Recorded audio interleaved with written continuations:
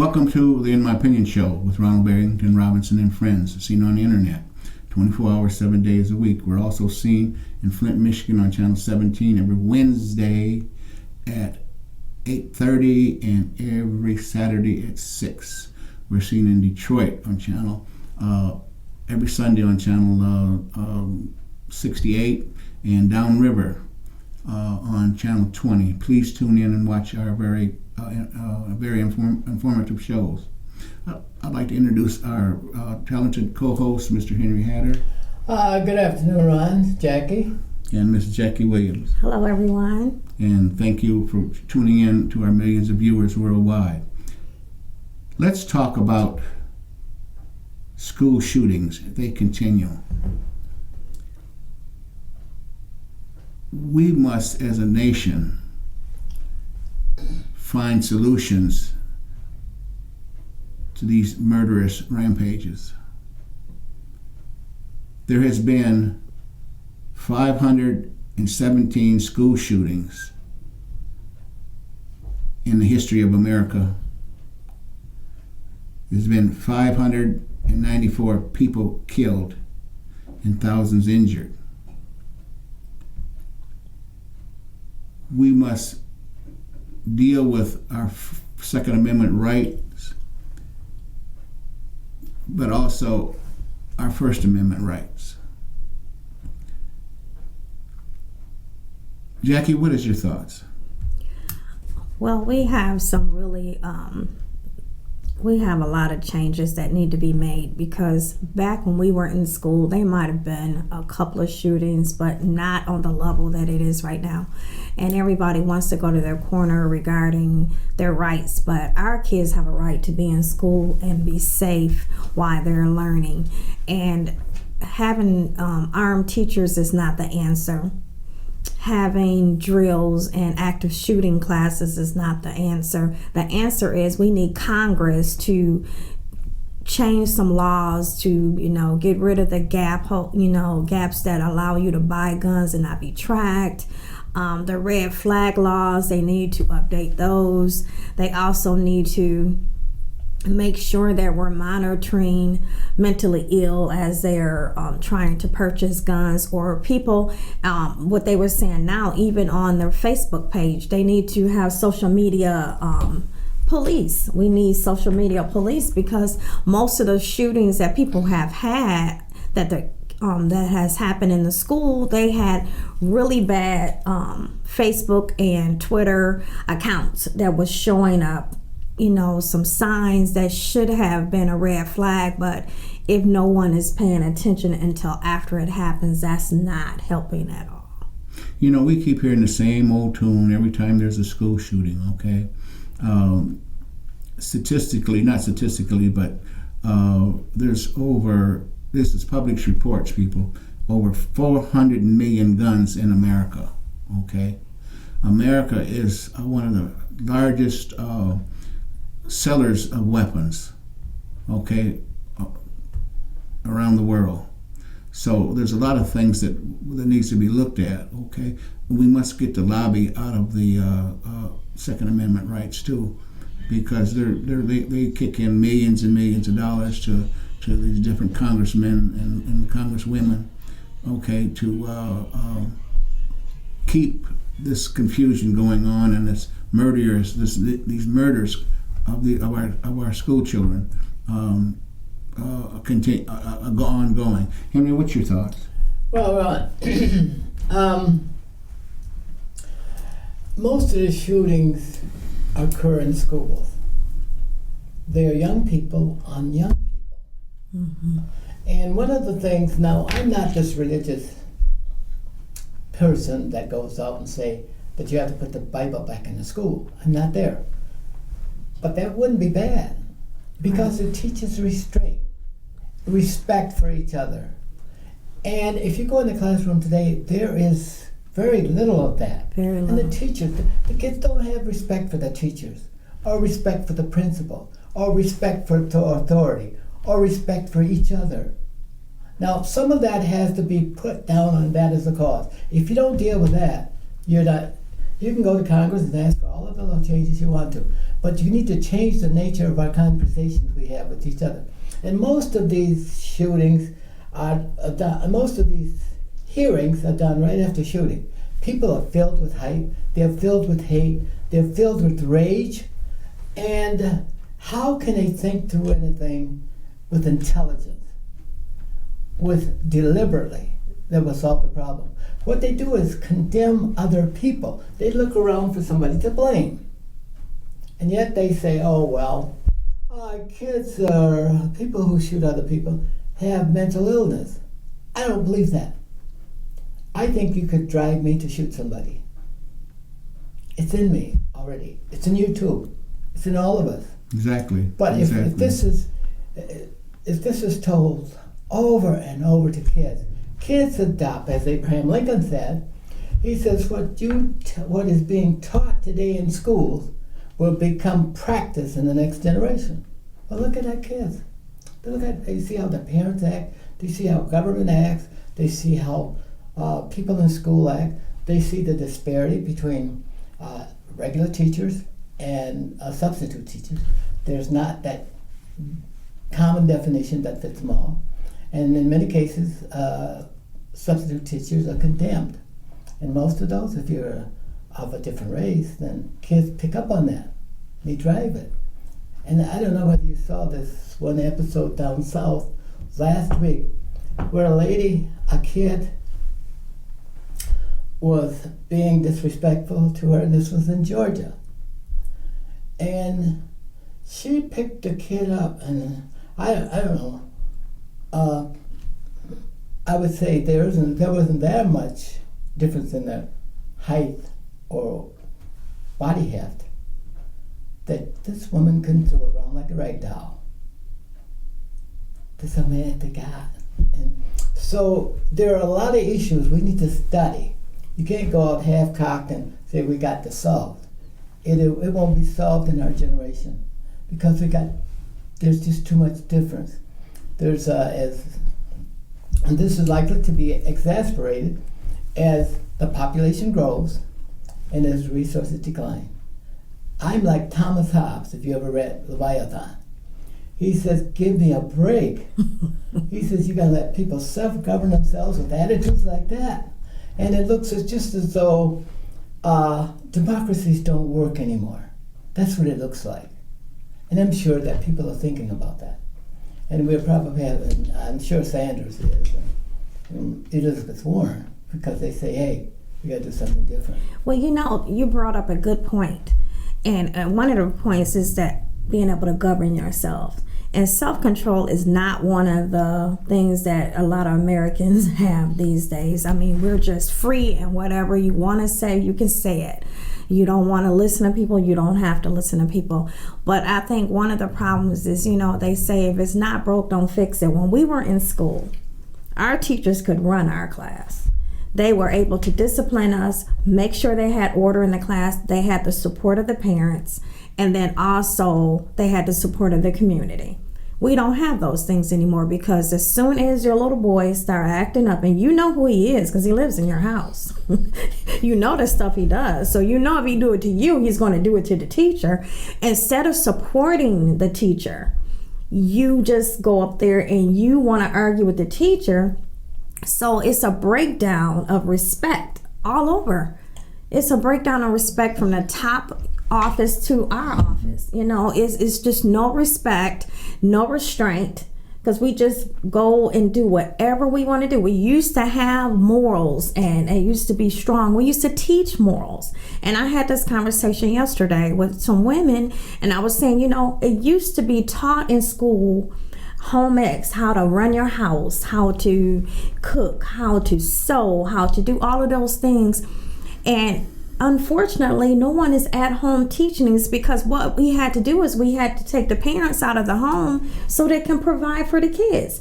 And a lot of times the kids are left raising themselves. And so that's what you have. You have children raising children. The oldest child is responsible for the rest of the children. And whatever they know, then they teach on. And it's a lack of teaching, a lack of structure, a lack of discipline, a lack of growth.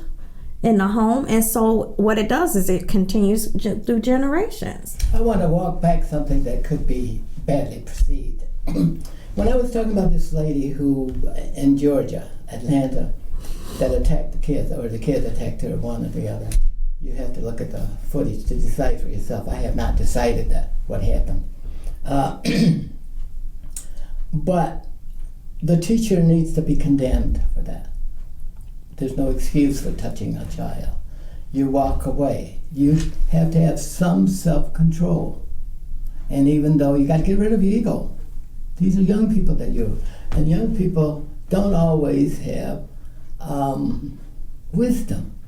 Good judgment. Yeah, good judgment. No. They strike back at anything. They're impulsive, and you have to, whether they're in first grade or second grade or third grade, not all kids are like that, because there are some great kids who follow the rules, who know what the rules are, and who teachers appreciate, but there's not enough of them.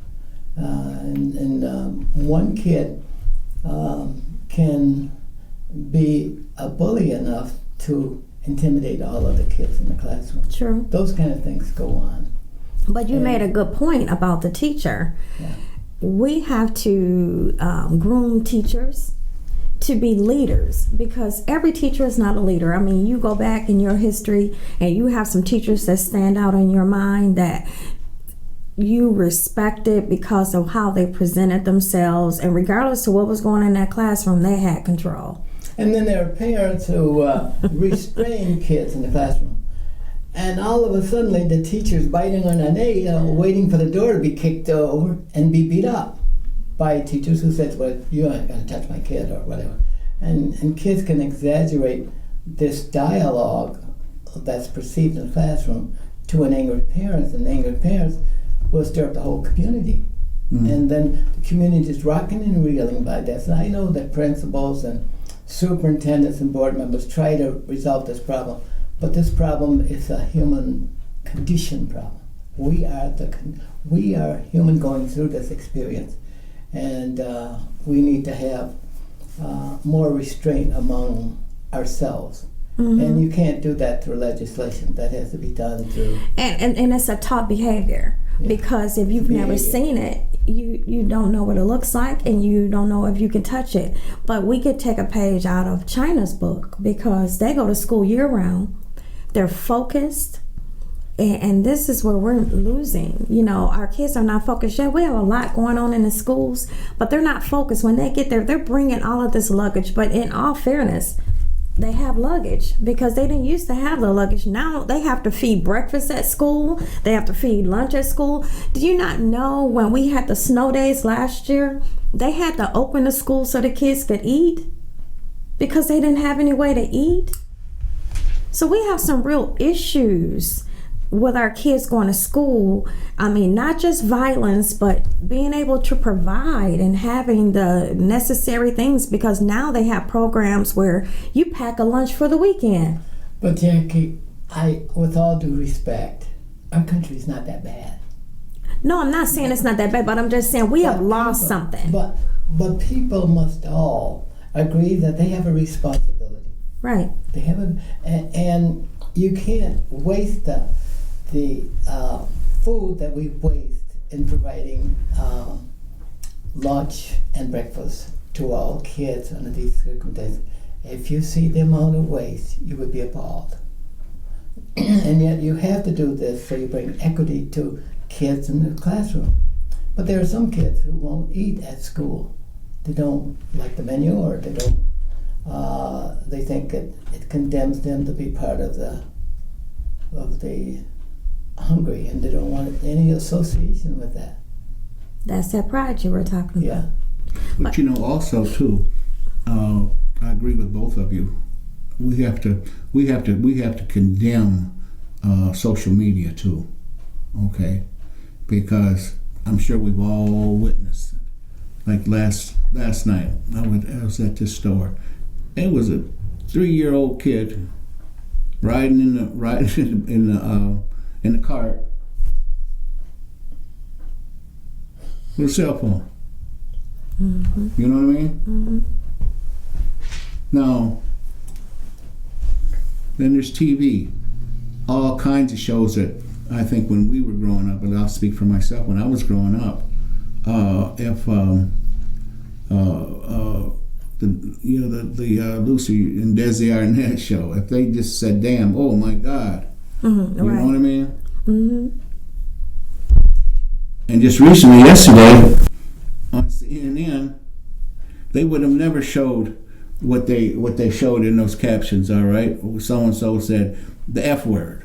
Oh. All right. Mm-hmm. Oh man, it'd have been crazy. You know, I don't want to.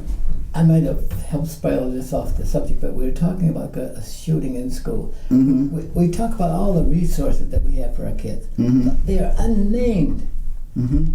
We are the envy of the world, and yet we can't control our population. That we provide bathrooms to, running water, electric lights, computers, all of that stuff, while the rest of the world sit in darkness, hunger, and fear.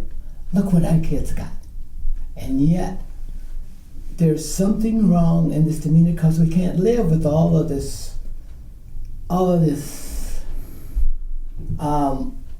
power and influence and money that we command. It's a word for it. Spoiled. We're spoiled. We're spoiled because we feel as though if we don't sit somewhere and you don't listen to all my Opulence rights. is the word. Oh, okay. And we have all these rights. We got a right to sit here. We got a right not to listen. We got a right to be disrespectful. We have a right to be heard. We have a right. Well, you have a right to also be respectful. We have to teach our young people, and we have to see, and this is back to when you're grooming somebody to do something like this, you have to pay attention. You have to pay attention to your young people. You can't let them just go in a room and shut the door because you don't know what they're exposing themselves to. You don't know what they're doing. And I've heard people say they don't go in their kids' room. As long as it's located in my house, I go wherever I want. Mm-hmm. But this is what it does. And just like one of the shooter's moms was saying that she knew that he would be on the computer. Why don't you investigate what he's doing on the computer? If your child is starting to exhibit different behaviors, darkness, where they're starting to wear dark clothes or they're not responding, they're withdrawn. I mean, these are things that you should be paying attention to as a parent or as a teacher, as a student. And it should be able to be, you should be able to report it without everybody knowing who you are. There should be lines where I can call. If there's some suspicious activity, there should be a line that I should be able to call and say, I noticed that this guy was doing this. And I would rather be safe than sorry. You know, before some of the audience might try to spiral us off, but this is part of the issue that you cannot escape, the responsibility that we have to give to our kids to help solve the problem, because they are both the perpetrator and they're the victims.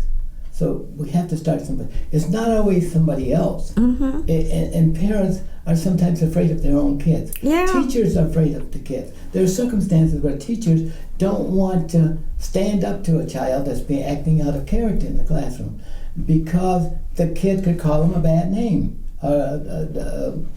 He can say that the teacher called him a bad name. Now, this happened in racial incidents more than, and teachers' retirement is that at risk, and so is their ability to rise in a school system. So they have to be careful, particularly when you have a mixed school system.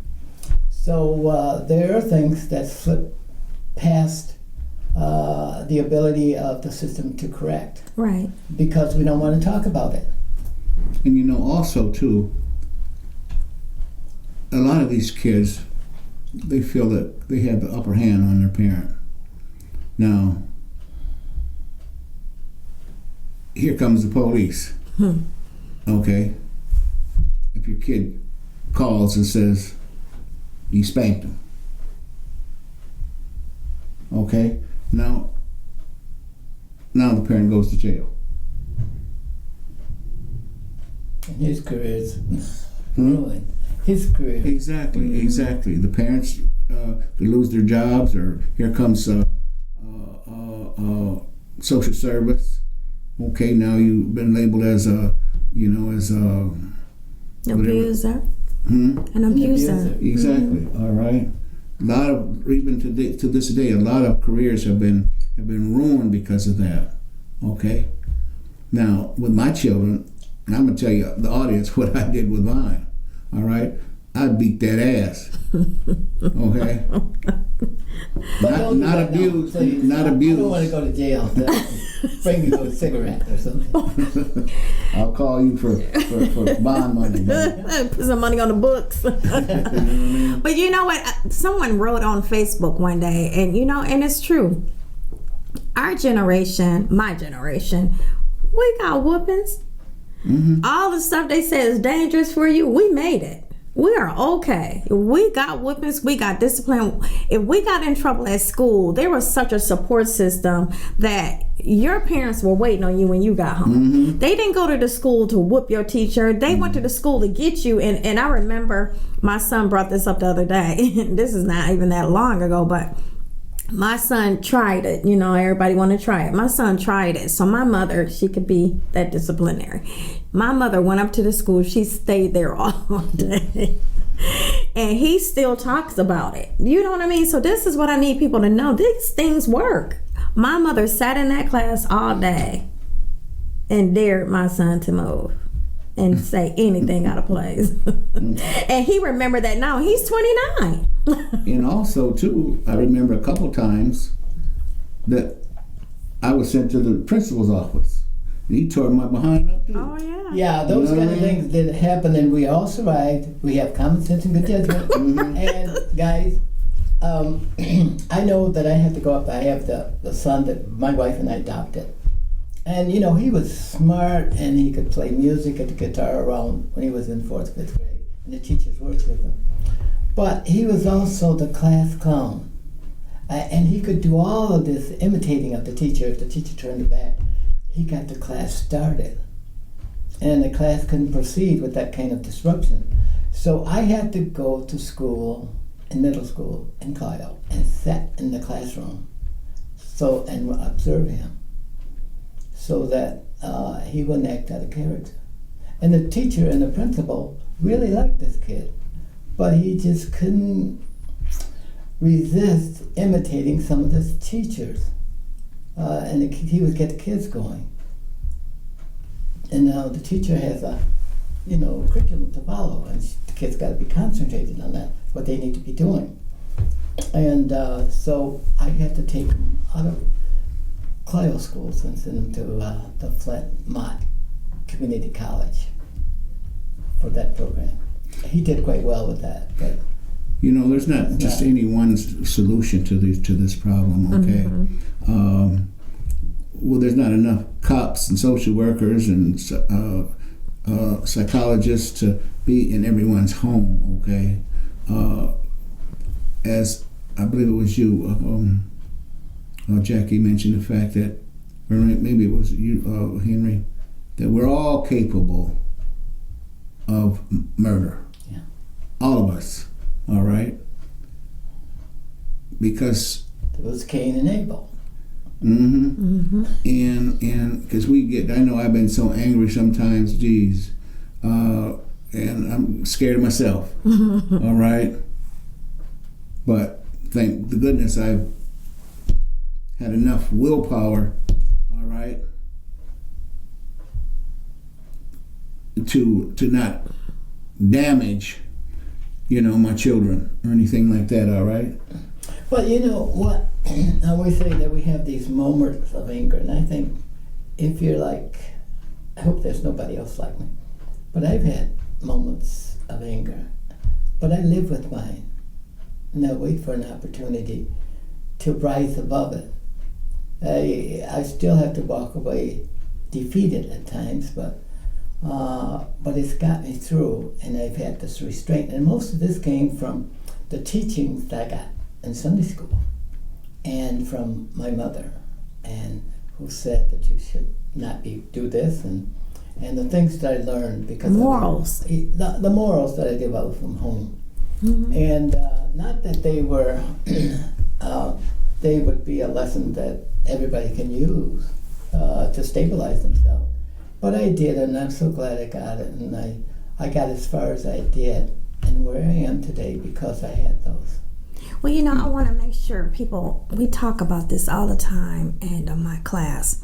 And one of the things that so many people don't tap into is therapy and counseling. And sometimes, even though you're in the house, it's no reflection on you that somebody needs to go to counseling. It's not a reflection, but sometimes our young people tend to open up to other people more so than yourself. And it's not a strike against you. It's just if there's other services, and I say it all the time, if I can't reach them and somebody else can reach my child, I welcome it, because I don't want you to be lost just because I can't do anything about it. And so a lot of times our parents, that's not a resource that they're tapping into, that sometimes our young people need to speak to somebody. So, because they're angry. A lot of times they're so angry because a lot of times when you think your child is not listening, they're listening. And sometimes we're filling their head with adult things that they should not be worried about. They should not be worried about if you can pay the rent, or they should not be worried if you got bills or if you lost your job. That should not be a burden that we're putting on our young people. But a lot of times our expectations of them is really high, and it's a lot of stress. Can you summarize what we're talking about so that the audience will know what we should be striving to arrest these kind of behaviors that lead to shootings of young people by young people for young people? Well, just as I mentioned, you know, we get, as an adult, we get angry, all right? Our children get angry too, all right? But as an adult, we, in most cases, I think, we're able to deal with it, as you mentioned. You walk away, okay. But these children, okay, they want immediate satisfaction, in my opinion. All right, because they're not experienced. No, that's not the right word, but they're not anywhere near being an adult and the experiences that adults experience. Okay, so. And many times, the thing that bothers me is that many times we will confuse an issue when a bad dad walks in the school and kills somebody or kills kids or whatever, or when a badly composed brain takes a gun from a window and shoots into a crowd and kills kids. We have to separate those episodes from the episodes that occur in the schoolroom, and this is what we're driving at, the ones that occur in the schoolroom, right?